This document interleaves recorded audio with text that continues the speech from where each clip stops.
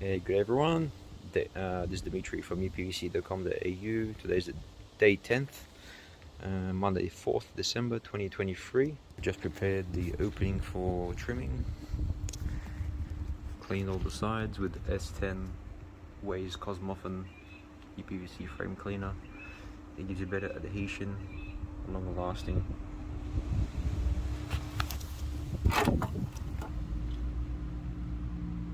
Available products / cleaners from the website. So we'll give you an update once this is complete soon. And to get the closest finish of the trim against the brick, I'll always take out all the imperfections of mortar that's sticking out. Chisel it out, or just grind it off with it, just like that. So it's all smooth, so you get an even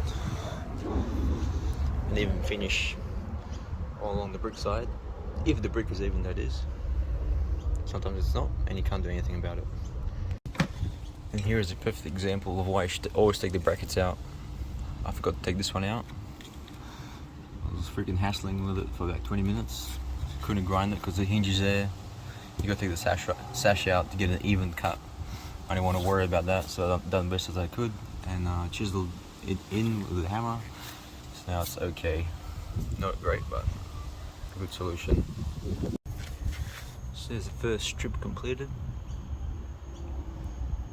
The seal is now going to be waterproof.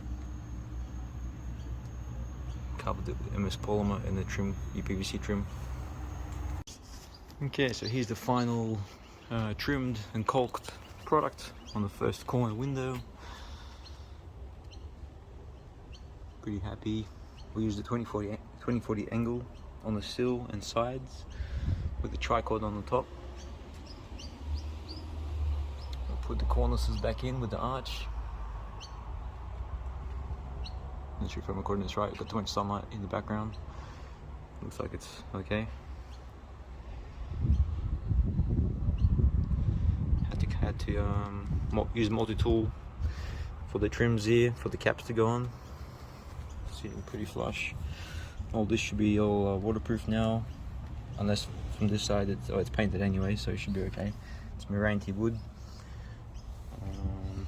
Yeah, pretty happy with the result.